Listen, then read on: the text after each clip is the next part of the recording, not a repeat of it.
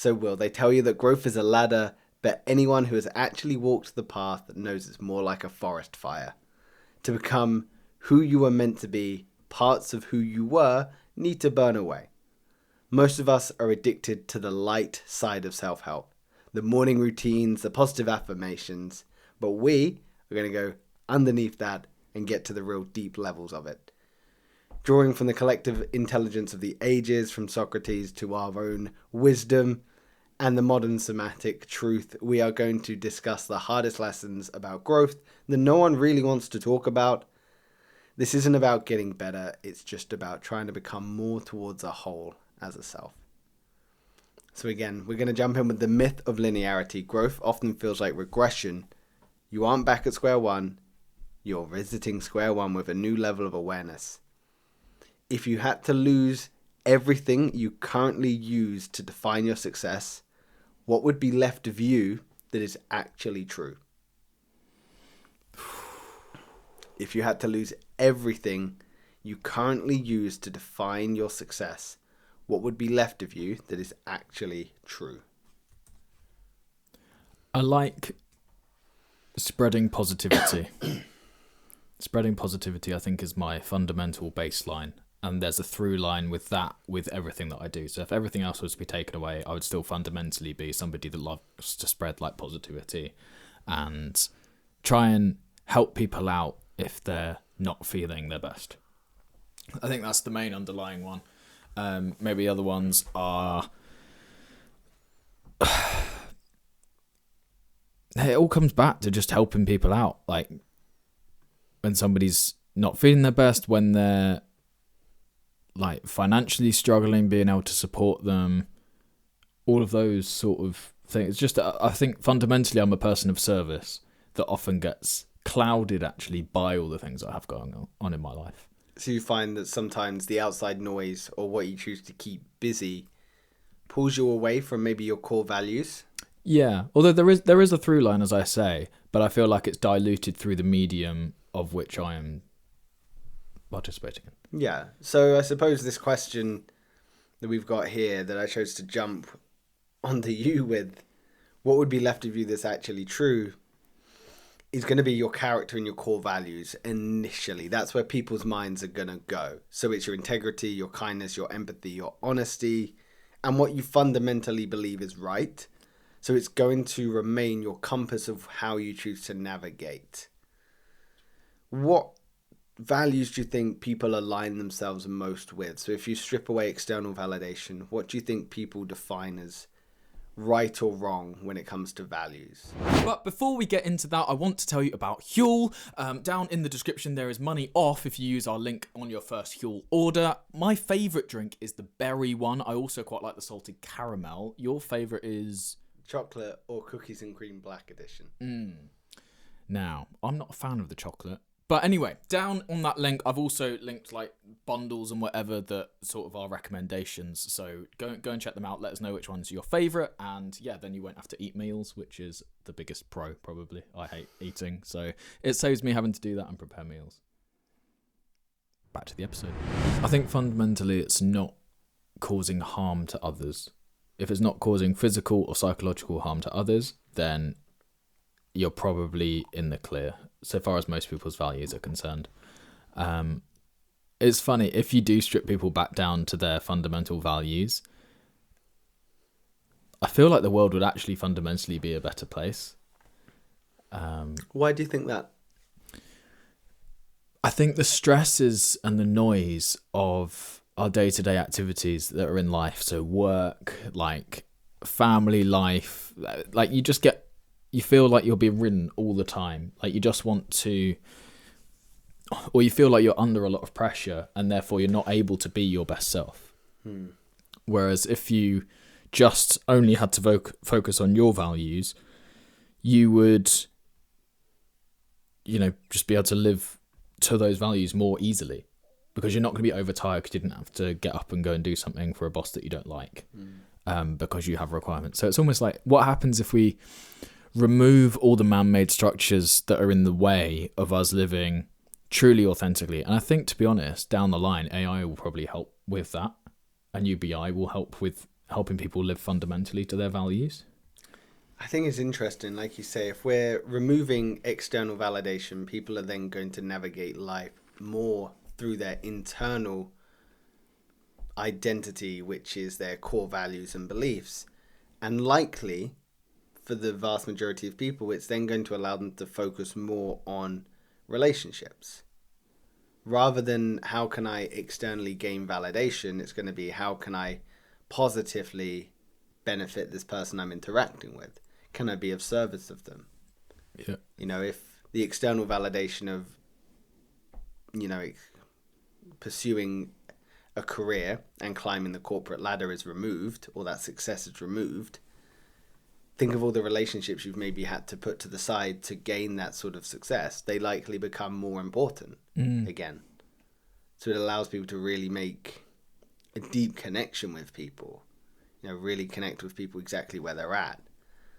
I also think it's probably going to build resiliency because you are not going to have anything external to validate with. You are going to have to turn into your internal validation and metrics.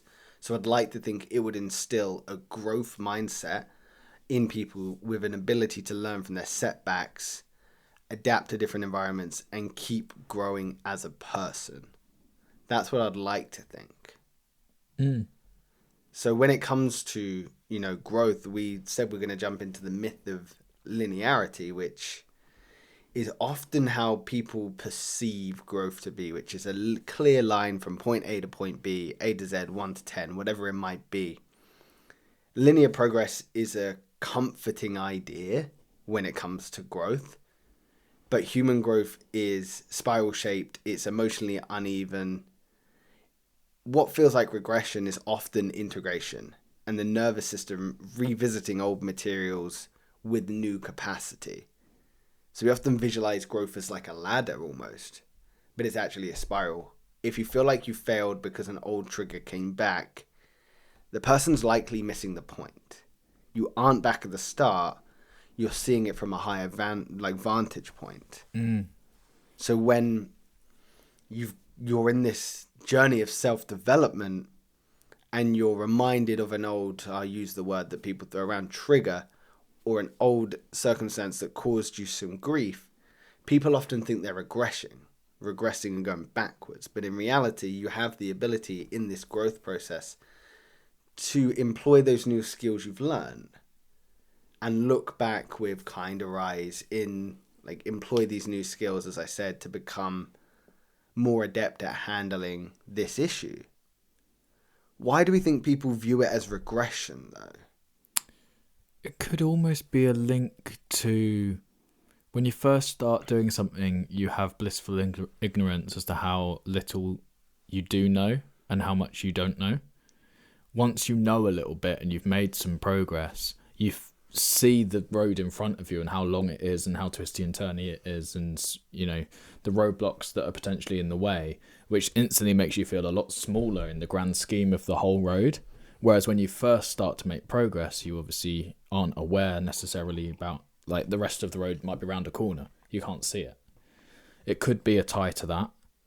Are you suggesting what people have said in the past, which is life has to be lived forwards but only makes sense in the reverse? So although you've got your lights on, you've probably got your lights on backwards. You can't quite see what's coming forward. You might be able to see a step or two or three in front of you, and sometimes you can see 5, sometimes you can't see the next one. But you can always look back in hindsight. That's wonderful. Yeah. And then what you don't know is maybe that road comes in a little bit of a circle, comes back to point number 1 that you've been struggling with, but you haven't seen that growth that you've done to get back there. I think people get absorbed by the crushing feeling that is, I should be over this by now. I think the regression itself comes from the expectation of where one thinks they should be. They put too much pressure on this development journey. They put too much pressure on themselves that growth should happen in a time frame. People do it all the time after a breakup. They go, why can't I just feel normal? Now, how long is this going to be? How long am I going to feel like this? And then they start comparing to other people. Well, my ex is fine now, or my friend took 2 months. Why is this taking me a year? It's because we like to put meaning on things. We like to find reasons why. We like to have a clear point A and point B, but in reality, growth is not linear. It's a myth when it comes to that. Yeah. I think it's actually it can be helpful so long as you hit your targets, thinking of growth in a linear way, especially with personal development. So not that there's particularly clear ways of tracking it. One of the ways that when I was going through my last breakup, I helped track it was, can I go 5 minutes by distracting myself or doing whatever, not thinking about my ex? And then a month later, can I go maybe 2-3 hours without, by distracting myself? Because it would just, no matter what I was doing, even if I was trying to distract myself, thoughts would still come in, memories would happen, or I think, oh, I've just been invited out to go for a coffee. Oh, I used to go out for coffee with, I've just thought of it. So that resets that. So maybe you can track progress like that. And so long as you hit your target, so like 5 minutes in week 1, and then an hour or 2 or 3 by month 1, by month 2, maybe you'll be able to do a whole day. But I'm curious as to whether putting those expectations, I suppose it depends if you put the expectation on that. If you're trying to just hope that it might get better and it's a bit more of an understanding that it may or may not. Some days you say you might have a whole day where you don't, and then you might have the next day where you just every 5 minutes. Yeah. But if there's the expectation that it every day is going to be better and better and better, that's likely where you're going to cause yourself more pain. Yeah. It's because you're not only at that point fighting the thoughts that are occurring, but you're also fighting the expectation of yourself. And you're holding yourself to a standard that you just aren't equipped for. Why do you think it's damaging to question your value of yourself or your expectation of yourself? Because it's not reality. You're basing your pre-assumption off of a dream, not who you actually are. A bit like our previous podcast where we were talking about if you are trying to grow or target a certain business goal, your nervous system biologically might not be able to deal with that stress. It might not be able to deal with that pressure. It's the same, but from a personal development standpoint and self-improvement standpoint of you might not have the skills to overcome trauma with the speed and efficiency that you're placing the expectation on. So it's unreasonable for you to expect yourself to succeed when you're just not equipped for that level. It'd be like saying, oh, okay, I'm going to run, Usain Bolt ran 100 meters in under 10 seconds. I'm going to train for 2 months and I can see, oh yeah, well, week 1, I go from 20 seconds down to 15 seconds. That's great. If I just continue this, I'll be doing it in 5 seconds. No worries. And then you get there and you're like, oh, actually, no, you can't do that. But my expectations were that, yeah, I should be able to do that. It's like, he's got long legs. I've got long legs. There you go. Usain Bolt famously said something along the lines of, it took me 10 years to run 9 seconds. But yeah, I think when I asked you that question, for me, what I think of is kindness.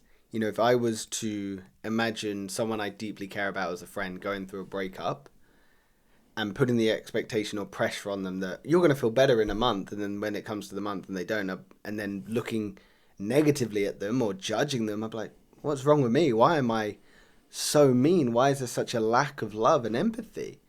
So when I think about why should we not look with judgment towards ourselves, it's because it's self-compassion. You want to understand you're getting better. You want to feel better. But again, it's not linear. It's not going to follow a scheduled path. So this expectation that you should be feeling better shows a complete lack of self-love. And likely that person that is experiencing a breakup and has that lack of self-love is then going to look for external validation, which is likely then going to come in the form of a new relationship when they're not emotionally ready for it, and could fall into that serial data mentality because they need that constant validation from external sources rather than that self-love that comes from the grieving and the growth. Absolutely. Do you think it's a mistake to measure progress by the absence of struggle? Do I think it's a mistake to measure progress by the absence of struggle? Or the absence of pain the absence of grief? Is it a mistake to measure progress by the absence of struggle? That's a difficult one. Instantly I want to say no, because if you're not feeling pain and your goal from the start was to not feel pain, you are just achieving your goal. However, if that is your primary focus, like, oh, I've won because I'm not feeling hurt right now, it's like that doesn't fit in with the non-linear timeline of how healing works. Because yes, you want to appreciate the small wins along the way, and that would be one, but you don't want to think, oh, I'm at the end of the road, and then spiral back round, setting yourself up for failure, basically, which again plays into the expectations and not meeting them. What would your thoughts I say be it on? is definitely a mistake to measure progress by the absence of struggle. Reason being is that struggle, however you want to call it, that pain, that grief, that struggle builds resiliency. That struggle is going to have learning opportunities. In that moment of that struggle and that pain and that grief, you're going to want to escape it. I understand that. But likely by producing an absence of struggle, you're likely going to implore or use negative coping mechanisms to get there. Whether it is drugs and alcohol, external validation, however you want to do it to fill that void. Whereas if you accept the struggle and you understand the way out is through, you're going to embrace the setbacks as feedback, first of all. So you're going to enjoy the progress as much as you possibly can and view struggles not as final failures, but essential feedback for honing your techniques to handle it. And then you'll likely be able to handle those similar circumstances with a lot more strength and resiliency had you not just take the early exit, had you not just take the cop out. And again, you've got to measure backwards. You've got to compare your current position to where you were when you first started.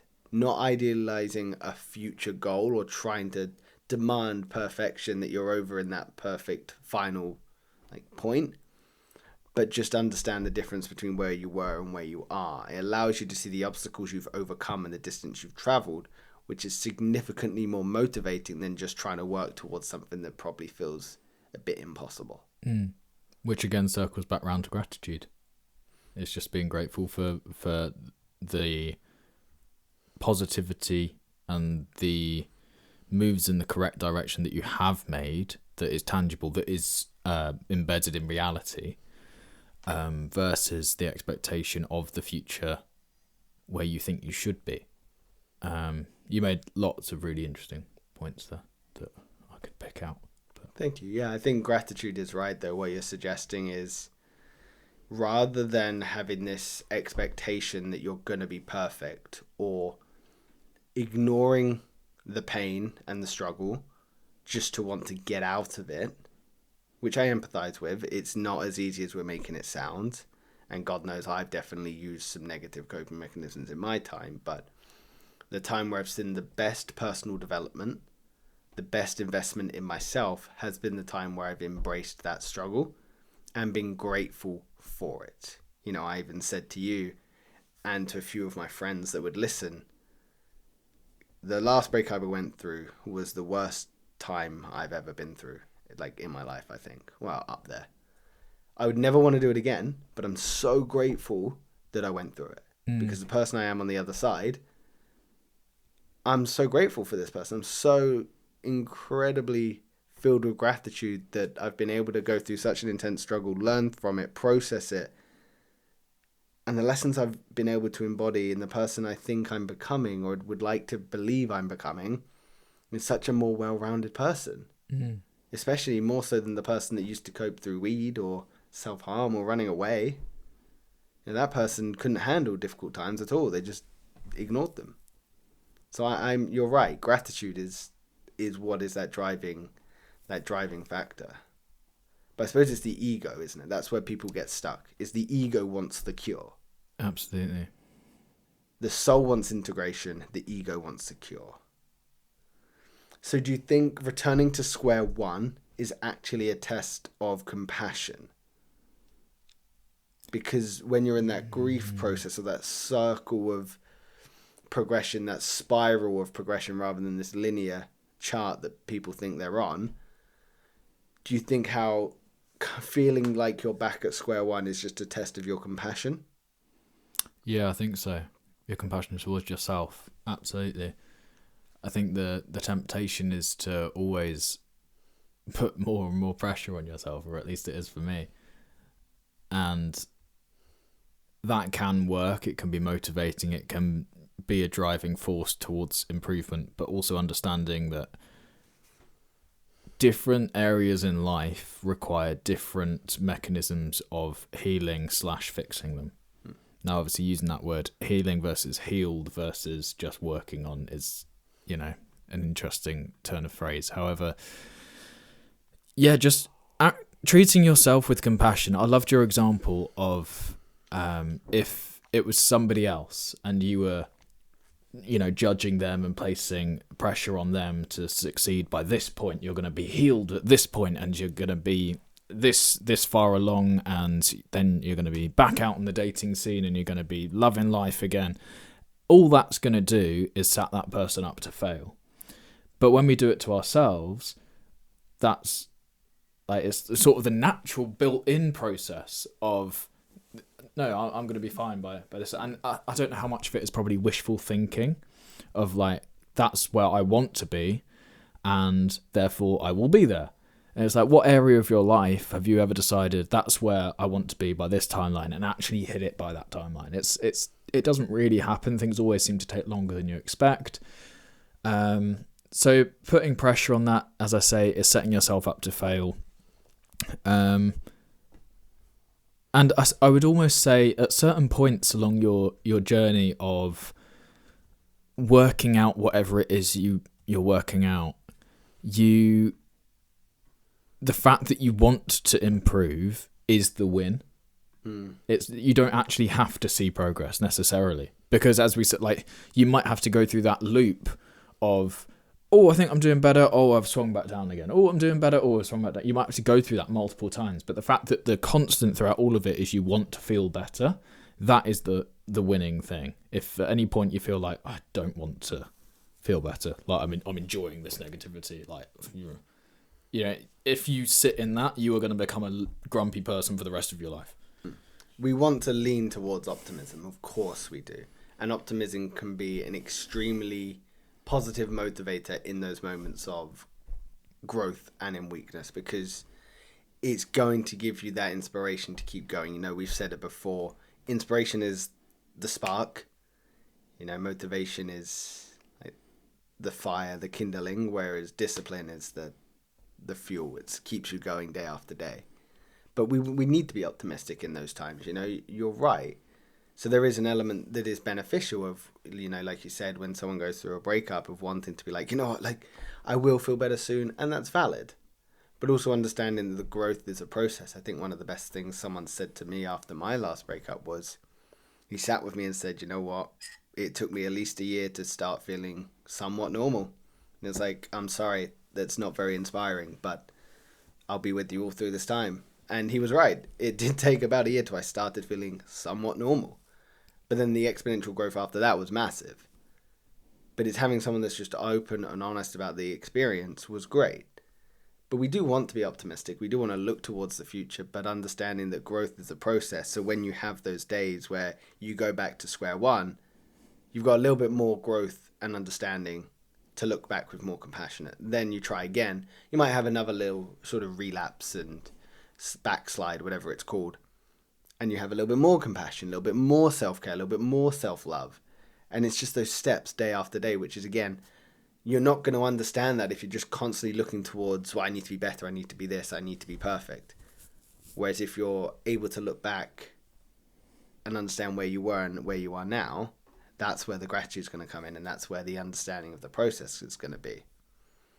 But the one thing I want to touch on as well is this idea of backsliding or relapsing. And I think people often forget that backsliding / relapsing, whatever you want to call it, is not always a negative. relapse at sometimes is actually part of the recovery process.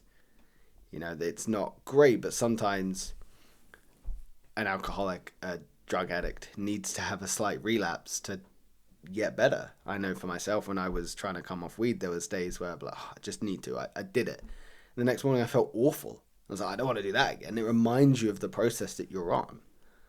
So do you think backsliding or relapsing, however you want to call it, is a sign of depth or a sign of weakness?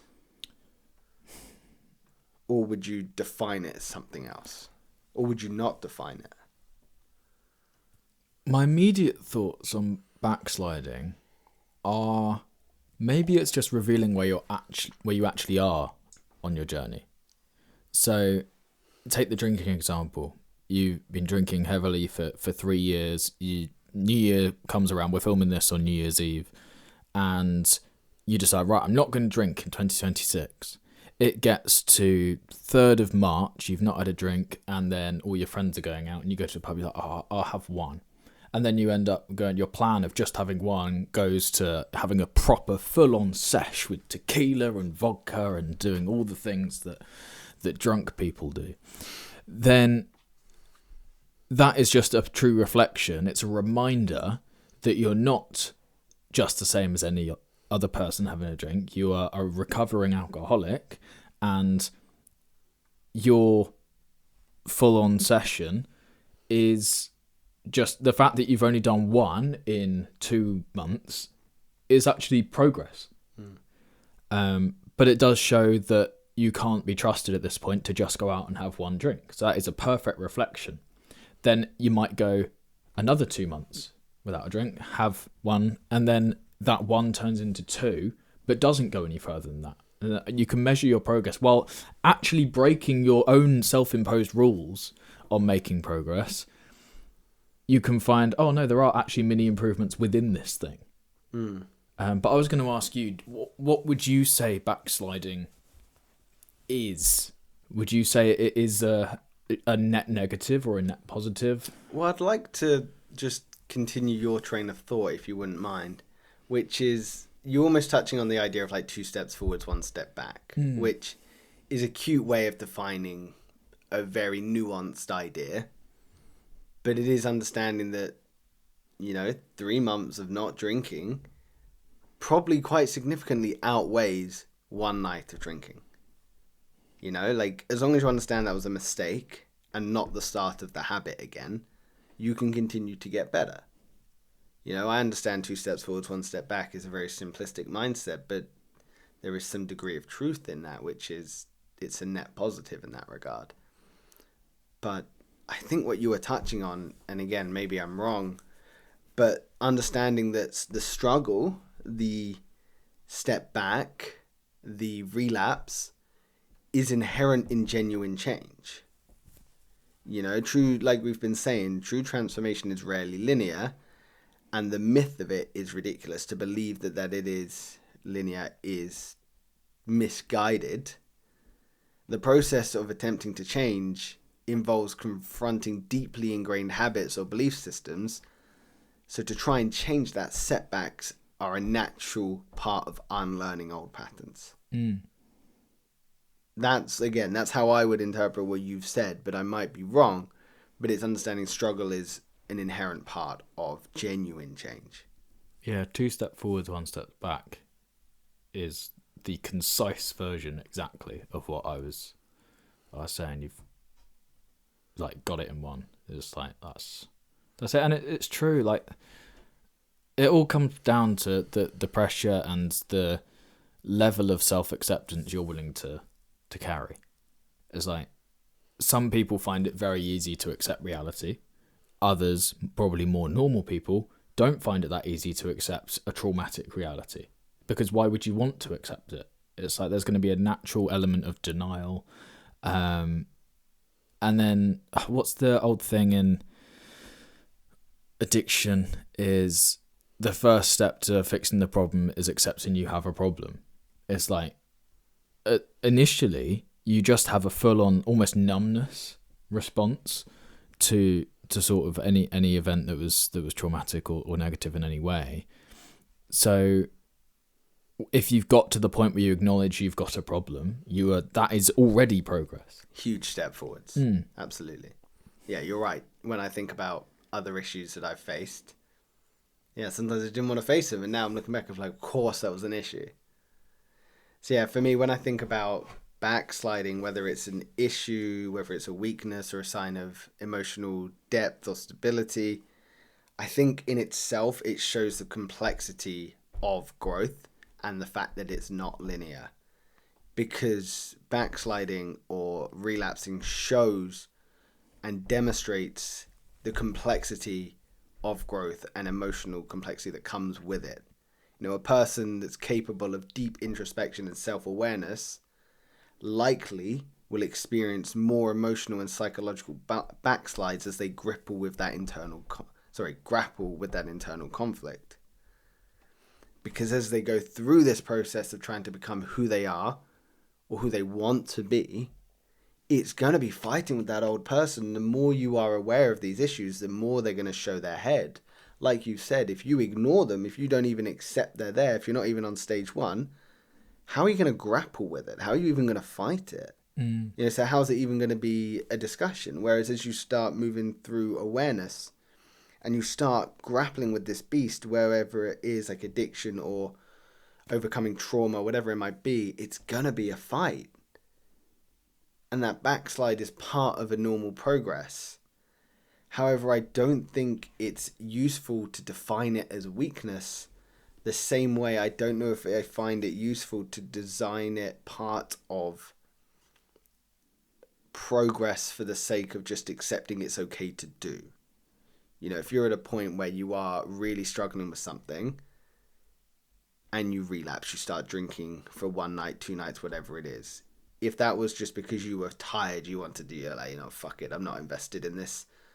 That's wrong. That's not a genuine relapse. That's just you not accepting that growth is difficult. But if it's a genuine, you're at the end of your tether, you see no other way out, and you've fought and you've fought and you've fought, and oftentimes it is the last resort, and you do it almost begrudgingly, then that's part of growth. But using it as an excuse, I think, can be extremely damaging. Yeah, for sure. And I think whatever the reason, the solution to how you deal with it the following day should be the same, and that should be no judgment, just pick up where you left off. So it's almost changing your response from judgment and why is this happening again? Why have I done this again?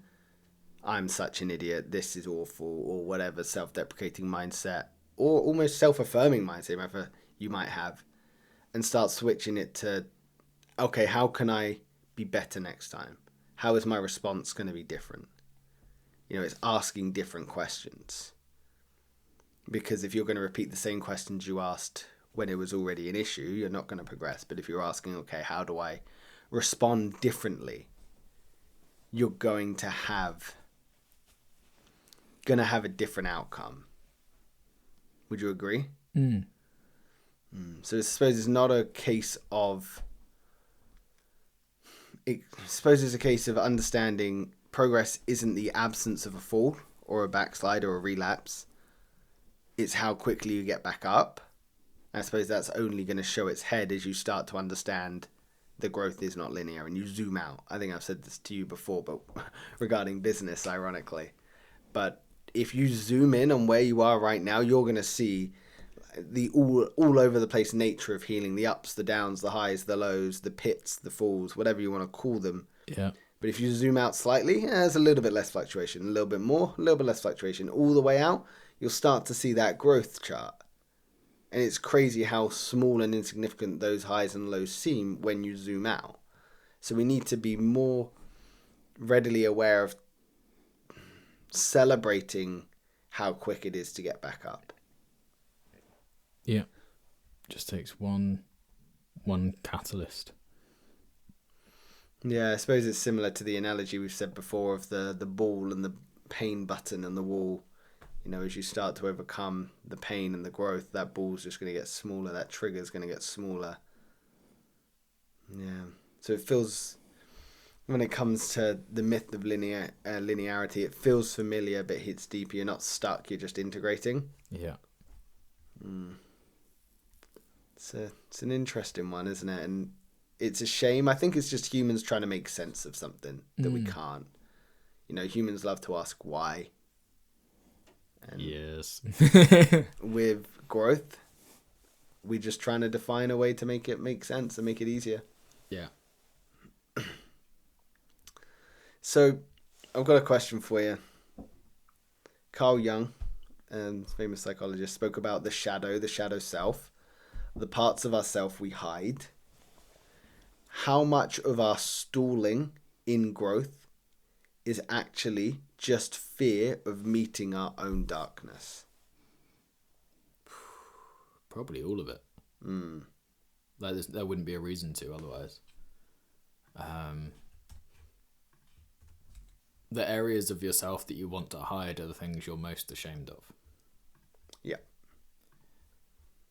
So you're going to want to avoid that. And it takes a brave person, a courageous person, to face that part of themselves, to face the shadow self, to face the darkness with open arms, love, and understanding that this is part of the growth process. Well, the other thing is you pile on top of that the judgment of others as well. Like quite often when humans are going through something, you want to reach out to somebody for help, but won't because you're afraid of how others will judge you for it. So you haven't only got to get over the hump of I'm ashamed of this and I need to somehow find a way to deal with that. You need to come up with a way to guarantee to yourself as much as you can that other people aren't going to just push you away because of the thing. A very difficult one to tackle because as humans we are group creatures. We want to rely on the group for support, and if you think the group that you've got are going to push you away, well, that's just going to leave you in an even worse place. Yeah, it's a fear, isn't it? I think the fear of different scenarios keep us stuck. How much of life do we spend in fear, or rather, how much of our life do we spend avoiding fear? Maybe life is living without the absence of fear. It's choosing to embrace it. I wonder how many people try and live a safe life because it feels comfortable, and how many people shy away from fear, whether it's personal development, as we've been speaking about, or whether it is legitimately taking a risk, not living life they want. A genuine fear of mine is getting to, my end of life and not living or have lived the experiences that I legitimately would want to, or living a full life full of risk taking, full of opportunities. I'd hate to say I played it safe. I would be terrified of that. Would you not? Yeah. No, I don't think I have played my life very safe, to be honest. Yeah, no, I don't think you have either, but yeah, I would love for people to not fear that, I'd love for people to think that they have not played their life safe and they've really taken the opportunities that are in front of them. We said before in other episodes, right and wrongs is irrelevant. It's questions. It's finding answers rather than just living the same life on repeat. Yeah. So next sort of thing that we're leading into here is like the grief that comes with growth. So nobody warns you about the friends and the versions of yourself you have to mourn as you level up. It can even go as far as friends and family. Sometimes you have to move on from these people that aren't serving you to progress on your journey. And that can mean being quite lonely. It can be standing out on a ledge when no one's there to support you. It can mean that you are abandoning one set of friends while understanding your life is growing and not having yet met this new group you're going to interact with. So when I say the grief of growth, what jumps to mind for you? Yeah, there's multiple ways deal with it, I think. One of them is maybe coming to terms with you're not going to be able to be as open with the people that you're closest with about exactly what it is that you're doing. Because, first of all, they might not understand. If they do understand, they might judge you for it. And if they don't, if they're not interested by it, it's not going to light them up, and it's going to just make you feel worse about what you're doing. So it's learning either how to navigate those friendships outside of your areas of highest competency, or taking that step and moving away, which again is not done by a message saying, I don't want to be your friend anymore, but it's sort of just slowly removing people out of your life. And it can be conscious, but I think actually it's more interesting when it happens without you trying to remove people. It's just who naturally fades away. Like, this isn't a conscious decision. It's just these, if I look back, these friends, I haven't hung out with them now for a year, and then that year turns into 5 years, and then that 5 years turns into 10. It's like, oh, okay, so you're not in my life. And that's like, you should be okay with it, but at the same point it's like, oh, well, we used to be really good friends. I don't know why. Like, I didn't feel any sort of natural urge to message you, and you clearly didn't feel one to message me. Therefore, we haven't met up for ages, and we might still get on really well, but how much are we going to have in common now because it's been so long? It's the subtleties, isn't it? So as you start to develop, whether that is business, whether that's self-development, however you choose to develop yourself, the quiet subtleties of development come with slight changes in values, habits, or boundaries that are going to slowly mean that you outgrow someone. And again, it might not be as obvious as, I no longer want to be your friend anymore, you're no longer serving me. It might be that you are, as we've played in this scenario quite a lot this episode, you could be the alcoholic and you have friends that are also alcoholics. So to cut them off would be the healthiest decision you could make. But it might be subtle. You know, you're growing a business and you've got these huge, big aspirations, but the friends you're surrounding yourself with don't understand it, or they want to play safe. They don't want to take a risk for whatever reason. And I'm not saying that's a negative, but if you're choosing to take life in one way, they might not understand. So you're going to have your values slightly different to theirs. And if your values don't align, it's quite hard to be friends or meaningfully connect with someone. And all of that probably starts with treating yourself with the respect you would give the version of yourself you're trying to become. Does that make sense? Yeah, absolutely. I love that. Do you want to expand on it? 'Cause it's such a valuable point. So if you're an alcoholic and you talk to somebody who is not an alcoholic and maybe has their life together a bit more, you would respect them because they've been able to achieve something that you haven't been able to do. You want to treat yourself with that same level of respect because that's going to give you the confidence and self-assurance to then stand up to and face the people in your life who might be your friendship group that drink a lot and say, no, I'm treating my body with a bit more respect now. Like, I just don't want to drink. Because the other thing is, like, I feel the initial thing is probably to lie on why you don't want to go out drinking that night.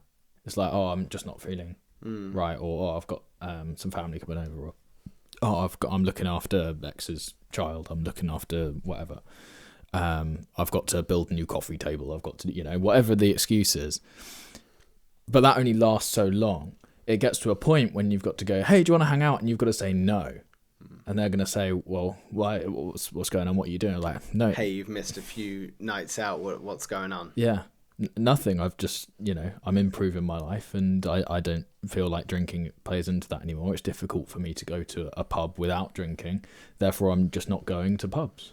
The reason that's difficult is because it demands a very high level of self-respect. And that's what you're alluding to, is to put yourself in that scenario and respect yourself enough to say that with authority that people will listen. And that's not to say people will always listen.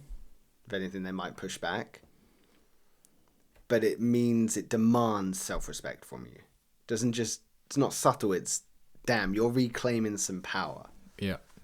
But what I've also, like I'm touching on, is the crab mentality. So some friends may consciously or unconsciously resist your growth because it highlights their stagnation or their issues. So if that person that is trying to become not an alcoholic or wants to drink less or reduce their consumption and better their life, if they tell those friends, I'm not drinking, this is causing too many issues in my life, I need to cut it out because I want to be a better version of myself, they might consciously or unconsciously resist that because it means they have to take an honest look at themselves. And they probably don't like the version that they're looking at. They might throw back, oh, so you think you're better than us now, do you? All these kind of cliches, but it's true, man. Like if you want to better yourself, you're going to be met with resistance from people that do not or refuse to better their own life. Yeah. And it can even be as bad as you would have been that person to say, oh, you think you're better than us now? And then you become that person. And it's horrible when the answer is, yes, I do think I'm better than you because I'm actively taking steps to what I think is the right direction. And you haven't moved for 10 years. I haven't moved for 10 years. Therefore, I'm going to make the next 10 years different. Yeah. And it's just having that strength to face up to those people and say, no, like, I'm taking a stand now. It's the definition of insanity, isn't it? What you touched on, which is doing the same thing day after day and expecting a different outcome. If they've been doing it for 10 years, how are they going to change? It's insane to assume that someone would become a better version of themselves by doing the same thing day after day. Yeah. But they are. It's going to highlight where they're falling short in their life and how they need to improve. And they'll either want to grow with you and be like, you know what, man, you're 100% right. We need to improve this. We're getting old now. We need to look after our bodies. Or they're going to throw it back at you. They're not going to want to hang around with you. They're going to probably pick holes at you, make fun of you. And that's fine. If someone wants to willingly get out their life because they're not willing to make their life better or actively want to make your life worse, let them leave. It can almost make your life easier. Yeah. Let them walk away. If someone doesn't serve you and they're going to cause you grief, walk away. But another part of sort of mourning that comes into this as well, as you level up, however you want to phrase it, is you're going to be mourning your sense of self as well, because you're probably going to lose parts of yourself that kept you safe and protected. Again, this analogy of the alcoholic might be using the alcohol to numb a past trauma from their childhood or a way they feel insignificant in the world or their lack of connection. So they're going to have to mourn the person that kept them safe. And that's a little bit harder to do because it requires a little bit more introspection. And it's less obvious than friends being outgrown or dismissing your new path that you've decided to take. But you've got to almost identify that you are going to change as a person. You are going to leave behind those old thought patterns that kept you safe. And there's going to be a little bit of a grey area as you transition into this new person. But just because something kept you safe doesn't mean it was necessarily healthy. And it doesn't necessarily mean it meant it even kept you safe. It may have just made you oblivious. Yeah, this is it. It's so true. So it's all the funerals in life that no one tells you have to attend as you grow. You don't have to, but you likely are going to move on from past friendships, relationships that could even be family members as well, unfortunately. The past versions of yourself, all these mini wins are almost micro funerals that you have to hold for different persons. It's like you're no longer speaking the same language as someone, really, isn't it? Yeah. It's like your life philosophy is now so different. Like how could you expect to maintain that relationship on either of your sides? Because even the person that's like, oh no, you should come out for a drink, you should, it's like you instantly are coming at life from two different angles. One has seen the light and the other one hasn't.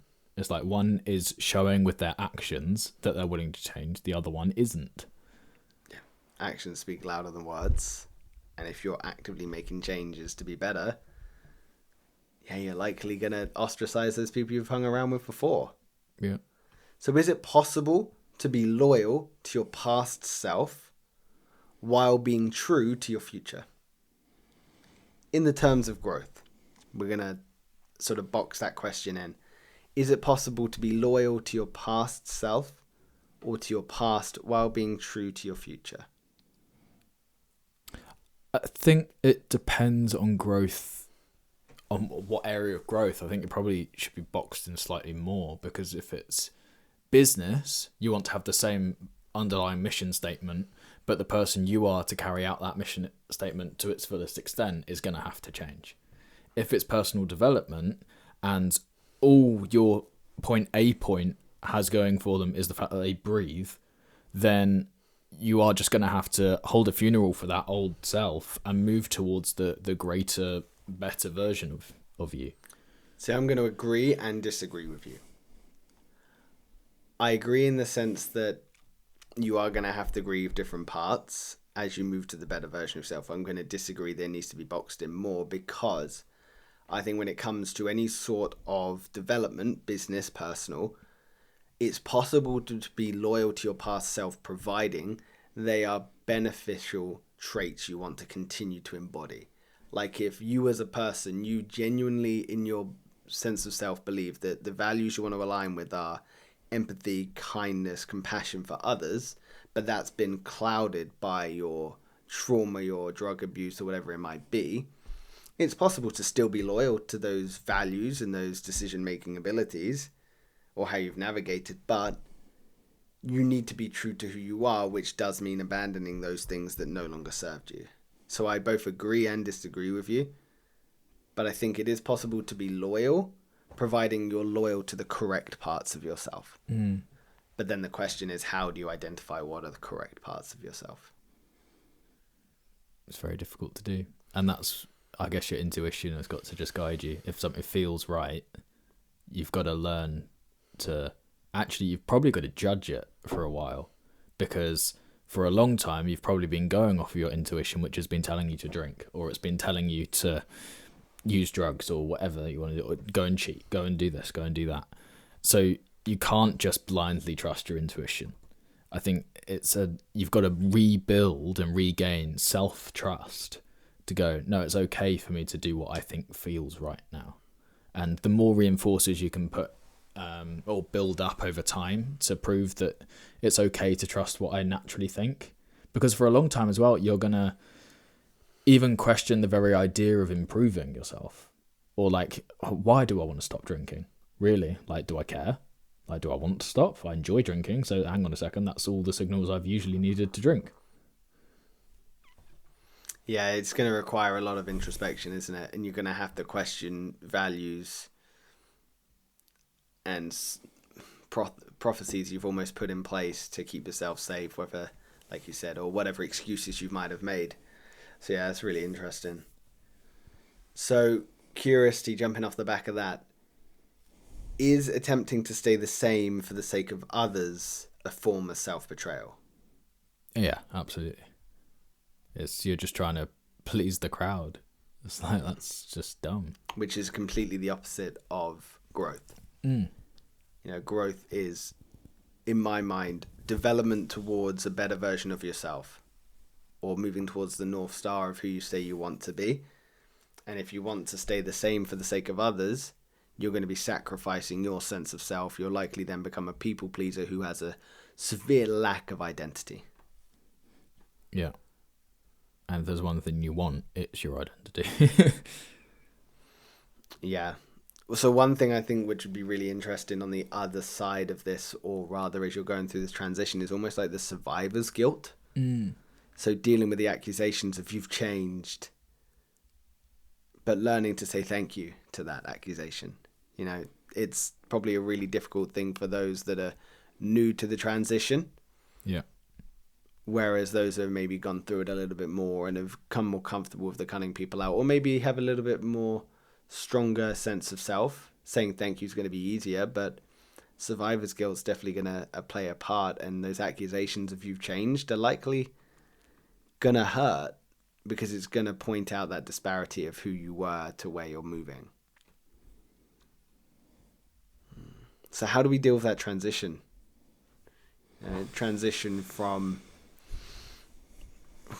growth to growing to, well, not completion, because that argues an end goal, but How do we release any of that pressure on ourselves? How would we release the pressure? I guess it's just stacking wins, no matter how small. You want to just see some tangible evidence that what you're doing is benefiting your life. And it might mean that you wake up in the morning and where you normally can't get going till 11, you can start going at 10. Like, that's a win. Like, or you sleep better, generally. Like, that's a win. You aren't as aggressive towards people in your life. That's a win. It's just learning to identify, I think, what the small wins are and giving them maybe more weight than you should just to help motivate you further. Finding ways to be grateful for those small wins. Yeah, exactly. Like, because we say a lot, like, discipline is one of the 3 keys of life, which is our thing. We've got gratitude, which gives you happiness. We've got discipline, which gives you your dreams. And then we're trying to figure out what the third one is for social. Yeah. And like, it's all in good saying discipline, but if you don't have discipline, you are going to need to lean on inspiration and motivation. And if you don't have inspiration and motivation, you're more likely to slip back into old patterns. So if you can just buy your, like, even if you do have discipline, buying yourself a little bit of extra motivation never hurts. So yeah, take the small wins, amplify them in your own head as bigger successes to keep you going. Yeah, I like that. Using that as inspiration and motivation to keep the discipline flowing, celebrating those wins, not getting trapped in the wins, like you said, but acknowledging that they are wins, even if they're small and even if they're not noticeable to other people, those are still wins. You said no to going out with someone. You prioritized your time over someone else's. You prioritized a self-care evening. You picked up a book and you started reading. These are all micro wins that you can use to just boost your resiliency and your strength of belief in yourself. Yeah. I think learning just because your calendar's empty and somebody asks you if you want to do something doesn't mean that you owe them your time. I actually had an argument with someone about that years ago. I had like an evening free and they saw my calendar and was like, oh, so we can do something then. I'm like, no, I'm doing nothing then. They went, so you can meet me. I was like, no, I'm doing nothing. They're like, that's my time for doing nothing. Like, that doesn't make sense. If you're doing nothing, why can't I see you? I was like, because my time to do nothing is valuable. It's valuable for me as a human to feel like a human, to be the best version of the human I want to be when I show up and meet people. Don't you dare try and take that away from me. Took them a while to get it, but they got it. And again, it's one of those things that if they didn't get it, maybe they shouldn't be surrounded in my circle. Yeah.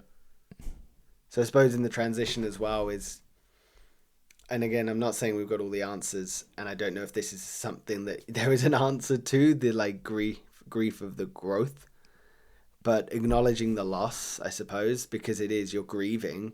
And what's the first thing they say, and you said it again in this episode, is acknowledgement. Acknowledgement is the first step. Yeah.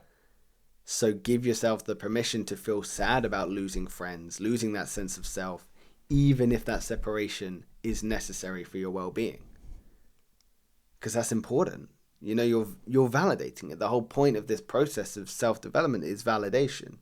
Is acknowledging how you feel is valid, rather than dismissing it, suppressing it.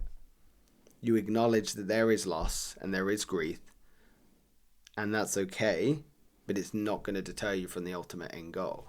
And you're going to go through the lonely chapter for that.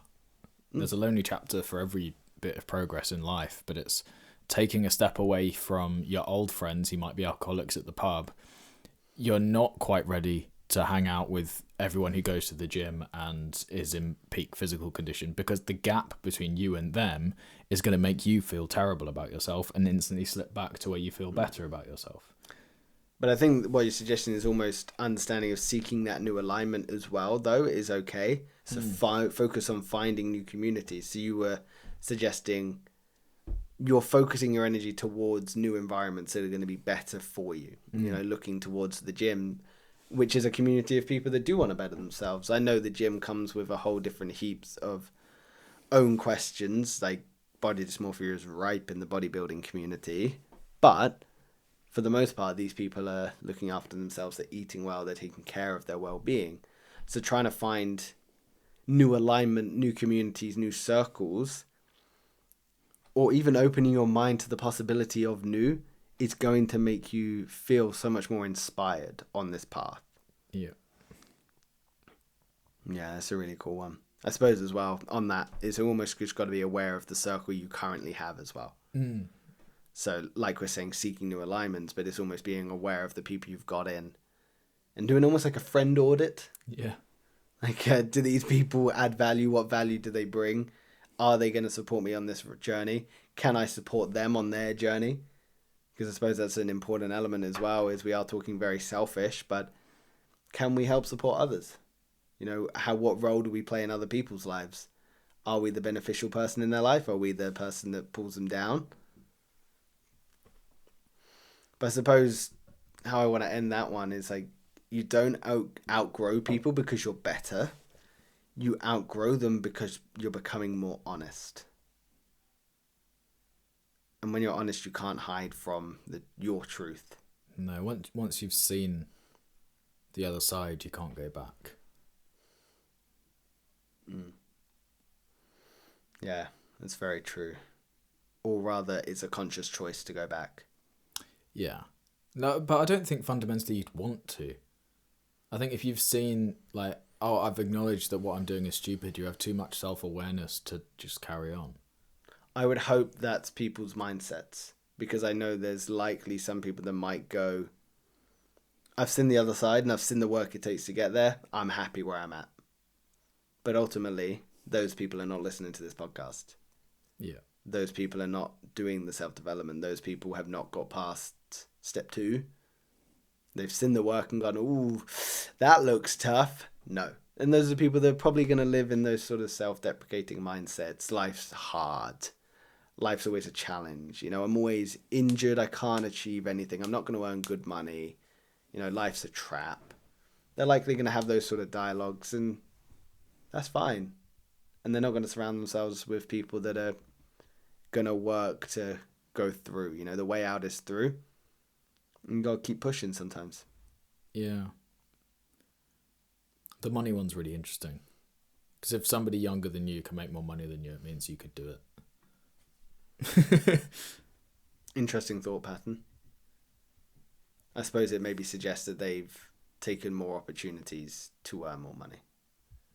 Or develop more knowledge to earn more money. But like, if you're 20 and an 18-year-old has earned millions and you've made 10 grand in the bank, then you've got until you're 38 to make up for all your first 20 years. You can get to their same point by the time you're 38. You just need to make some different decisions. And that can mean completely overhauling your life, which is fine. I don't think people should, like, it sounds really dramatic, overhaul your life, but you can, I think it's always a positive. Have a dramatic change. Like I was saying to you, like, I'm thinking about buying a house with my girlfriend and then starting to buy up rental properties and doing them up. It's like, I would take a step back from YouTube, from the Will Taylor channel, to do that, because I'd find it fulfilling. It's like, the goal is just to find things fulfilling. It isn't like, that is happiness. I think what's interesting as well is at different points in your life, some jumps are going to feel bigger than others. But at the beginning, the small jumps, you can stack those wins, you know, and that might be you say no to someone, you go to the gym 1 day a week. Those are the small wins, and eventually over time, over those 20 years, they're going to compound. And they're going to compound, and they're going to get bigger and bigger and bigger, and your exponential gains are just going to be off the charts. So it's not thinking, okay, what does this one decision gain me in this short term? It's how can I stack these good decisions to having a better reward in the long term? Yep. So if psychology suggests the body says no when the mind can't, how do we distinguish between hustle and biological self-betrayal? Do you understand what I mean there? So if the body is saying no when the mind can't, how do we distinguish between the hustle of just get up and go or the betrayal of how the body and the mind is actually feeling? That's really tough. And I think it's probably daily or an hourly struggle. no matter who you are. Like, what you're going to do in the next hour. Is it going to net positive your life or net negative your life? Like, if it's addiction, it's more clean cut. It's like, am I going to drink or am I not going to drink? Like, I feel like I should drink. It would be my routine to drink. What's my argument for not drinking? What, just because I'll feel better in a year's time? Like, that's not compelling. So it's making those decisions for future you, I suppose. But I don't really have any of the answers for that. Do you have any? I like what you're suggesting, which is making the decisions that your future self is going to thank you for. I think that's a really good answer. You know, there's a lot of nuance to that, and it's a very broad question for such an in-depth topic. But that's a really good jumping off point, which is making decisions that your future self is going to thank you for. But in this episode, we discussed, turning pain into character. Bit of alchemy there almost. You can't heal what you refuse to look at. And that's Socrates has said that, one of the deepest thinkers there. So awareness is surgical. It's true, you can't heal what you refuse to look at. Acceptance is the first step in bettering your life. And you got to be brave enough to look at it. You got to have the courage to look at it. And once you find that courage, wherever it might be, those small steps are going to feel difficult, but they are going to compound. And we've also looked at boundaries and self-preservation. So saying no to others is the first yes towards yourself.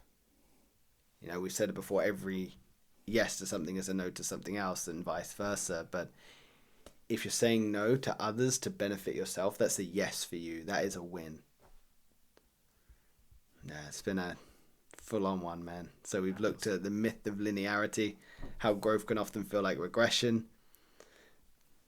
the grief of growth, the lessons no one warns you about of losing friends and family and yourself, to mourn them as you level up. It's a crazy different topic. It's very intense. It's very difficult, but hopefully we've made it easier for people, not just giving them more questions. Yeah. Well, I think it's helping with that first step of giving people the chance to reflect. Do I have anything in my life that I would change at the moment? I think that should probably be the takeaway question. Have a bit of self-reflection going into the next year. Like, when this goes out, it'll be the end of January, but it's still like, you don't need to wait for a date, as you always say, to change. You can just start tomorrow or now. Yeah, best time to plant a tree. 20 years ago. 20 years ago. Second best time? Now. Right now. 100%. What's your word? Topic. Turnip. Oh, close. Very good.